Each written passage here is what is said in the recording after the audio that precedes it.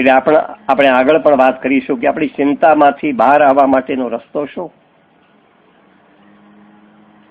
અન્ય માર્ગો જે કંઈ કહેતા હોય તે, પણ મહાપ્રભુજીએ એવું મનોવૈજ્ઞાનિક સચોટ કહી શકાય એવું વિશ્લેષણ આપણી આગળ રજૂ કર્યું છે. તો શ્રી મહાપ્રભુજીને ખબર છે કે આપણી અહમતા મમતાનું દમન કરવાનું શક્ય નથી અને એને મારવાનું કામ તો અતિ દુષ્કર છે. એટલે શ્રી મહાપ્રભુજી આપણને સમજાવે છે કે આપણી અહમતા જે મમતા છે એને પ્રભુ સાથે આપણે જોડી દઈએ. આપણી અહમતા મમતા જ્યારે ભગવાનની સાથે મળી જાય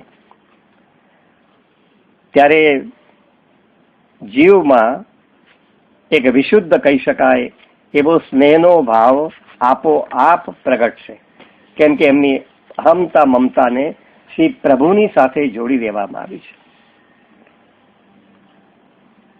અહીંયા મનમાં એક પ્રશ્ન ઉદ્ભવે કે ભક્તિના તો અનેક પ્રકારો શાસ્ત્રોની અંદર બતાવ્યા છે,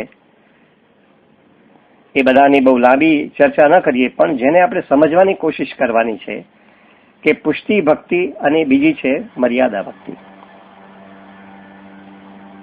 આ બેને જો આપણે પાકી સમજ આપણે મેળવી લઈએ તો પુષ્ટિ ભક્તિની જે વિશેષતા છે એને સમજવાનું આપણે માટે અત્યંત સુલભ અને સરળ બની રહેશે. મર્યાદા એટલે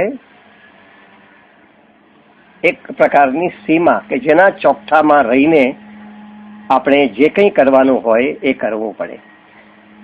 સીમા એટલે જે એક ચોક્કસ મર્યાદા, એ ચોક્કસ હદ કે જેની અંદર રહીને આપણે એ માર્ગમાં રહેવું પડે.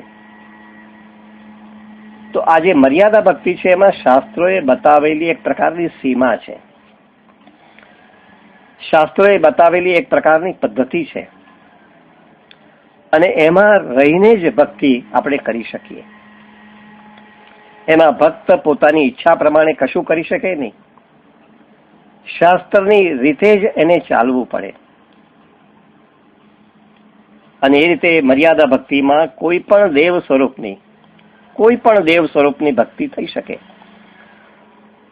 કોઈ પણ દેવ, અહીંયા અગત્યની વાત છે કે કોઈ પણ દેવની ભક્તિ આપણે કરી શકીએ જેમાં આપણને સ્વભાવગત રુચિ હોય, જેમાં આપણને સ્વભાવગત આકર્ષણ હોય, જેમાં આપણો સહજ ભાવ પ્રગટ થતો હોય, એવા કોઈ પણ દેવ સ્વરૂપની ભક્તિ મર્યાદા ભક્તિમાં આપણે કરી શકીએ. જેમ કે કોઈ મહાદેવની પૂજા કરે, કે કોઈ માતાજીને માને, કે ગણપતિનું પૂજન કરે,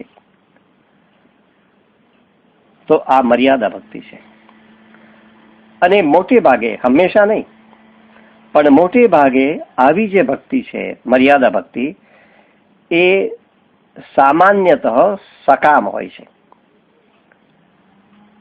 જેની પાછળનો હેતુ લૌકિક યા તો પારલૌકિક દુઃખોની નિવૃત્તિ અર્થે હોય.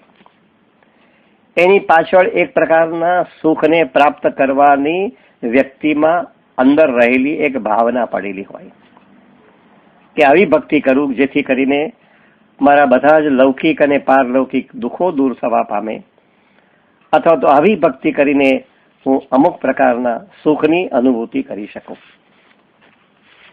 તો આવી જે ભક્તિ છે એ સકામ ભક્તિ છે અને સામાન્યતઃ મર્યાદા ભક્તિ હંમેશા સકામ હોય છે. અલબત્ત એનો અર્થ એમ નથી કે મર્યાદા ભક્તિ હંમેશા સકામ જ હોય છે, એ નિષ્કામ પણ હોઈ શકે, એ નિષ્કામ પણ હોઈ શકે. અને આવી ભક્તિનું ફળ શું? આવી એટલે કે મર્યાદા ભક્તિ, એ મર્યાદા ભક્તિનું ફળ શું? જો આવી ભક્તિ નિષ્કામ હોય તો આવી ભક્તિનું ફળ વધારેમાં વધારે શું? તો મોક્ષ પ્રાપ્તિનું, કે જેથી કરીને જન્મ મરણના ચક્કરમાં આપણે આવવું ન પડે. જો નિષ્કામ હોય તો એનું ફળ શું? મોક્ષ પ્રાપ્તિનું. પણ આવી મર્યાદા ભક્તિ જો સકામ હોય તો વધુમાં વધુ તે સ્વર્ગના સુખને પામી શકે.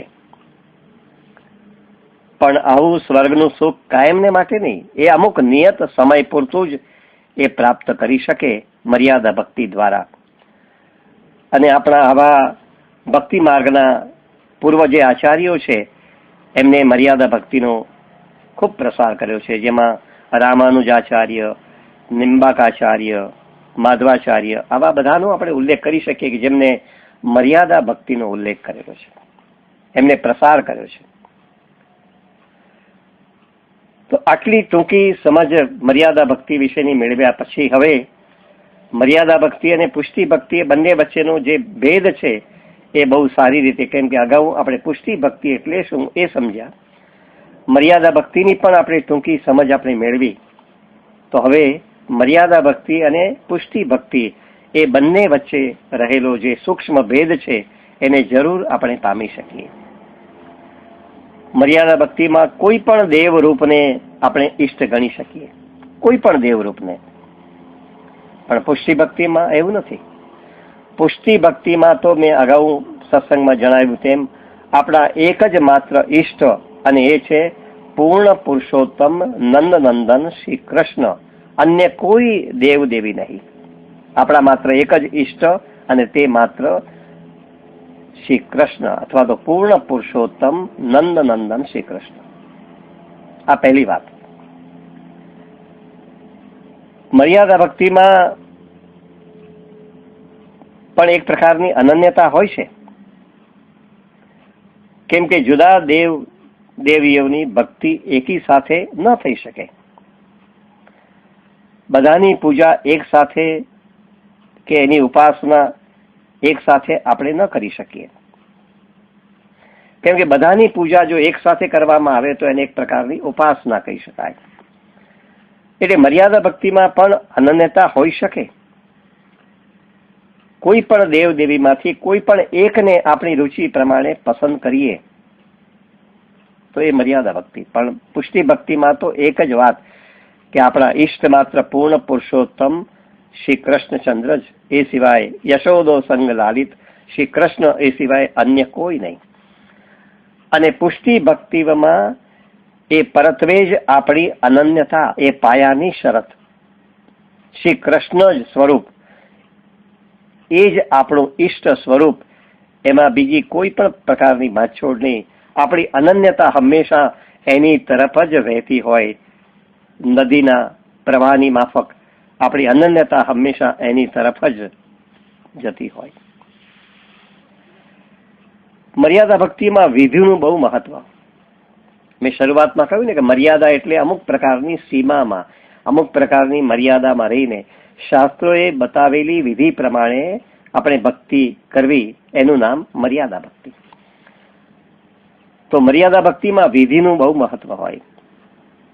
એટલે જે પૂજન થતા હોય છે એમાં પુષ્પ છે, ચંદન છે, તુલસી છે, કંકુ છે, આવા અનેક પ્રકારના દ્રવ્યો આપણે વાપરીને એનો વિનિયોગ કરીને આપણા ઈષ્ટનું અર્ચન કરવા માટેનો આપણે પ્રયત્ન કરીએ છીએ.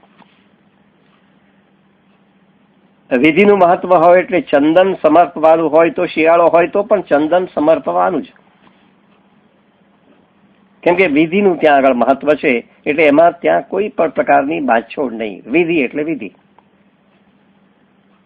ત્યાં આપણા ઈષ્ટના સુખનો કોઈ વિચાર જ ન હોય, માત્ર શાસ્ત્રોના નિયમનું જ પાલન કરવાનો જ એમાં આગ્રહ હંમેશા રહેતો હોય.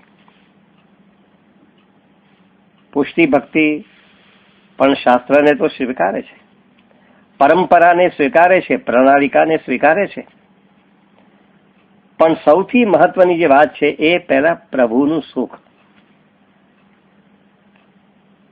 અને એ પ્રકારે જ શાસ્ત્રની વિધિ.